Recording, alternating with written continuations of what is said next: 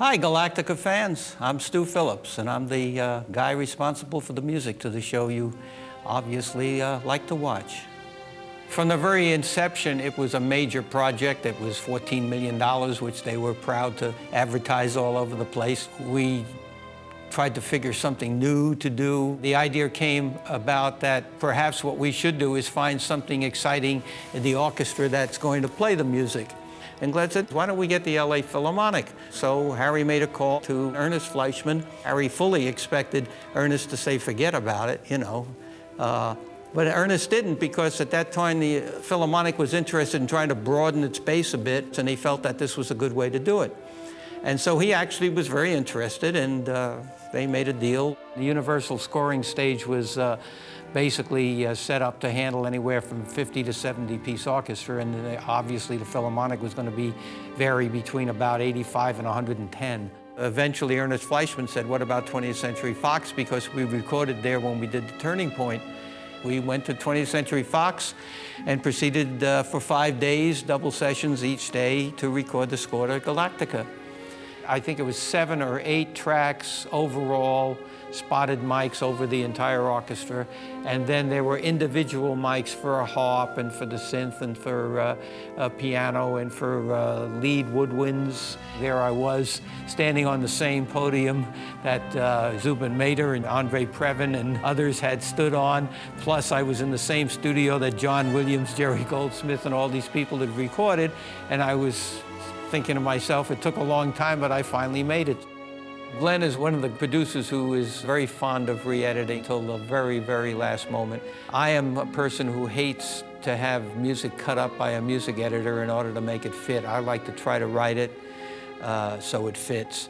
And up to the very, very last moment on the scoring stage with the Philharmonic there, I was getting changes from my music editor, trying to fix them on the stand and the podium, which of course takes time. And I was getting harassed by Glenn, who was saying to me, just play it the way you wrote it and we'll fix it later. We'll cut it up later. And I just didn't want to do that. And I kept doing my best to rearrange it, reorchestrate it, or reconceive it while I was there with the orchestra. And fortunately, I got enough of it done that to me, the score doesn't sound like it's cut into pieces, but there was a lot of anxiety going on there. Most of the time, I never had more than 3-4 days top to write all the music for the series for each episode. And that was the way the whole series went, week to week to week to week. Always last minute.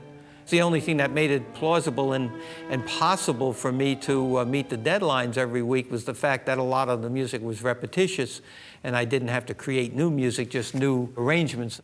It was like an opera, everybody had their little thematic thing. There was the battle music, there was the fighter jets leaving the Galactica. Boxy had its little theme, and also the Daggett had its theme. Most of what I would create would be for the new characters, like, the character Kane with Lloyd Bridges, that 2-part episode. I had a whole new theme for him and a whole new concept of the music for that.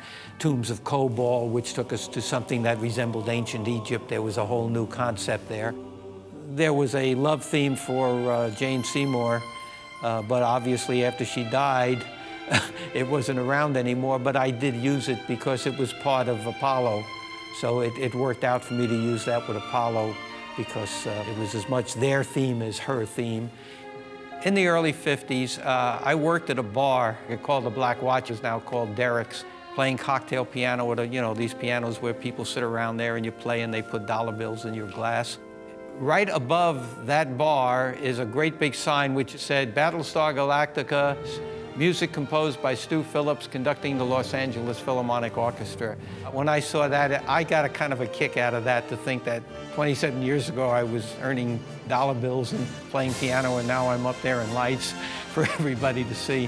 I was excited about the whole series. I really looked forward to it. It was one of the rare times in my career of 40-some-odd years that I actually looked forward to getting up every morning and going out to my office. I mean, I'd get up about 6:30 and start writing. And I really looked forward to it. I mean, I didn't trudge out to my office. I ran out to my office because I'd have a head full of ideas and things. It was an adventure.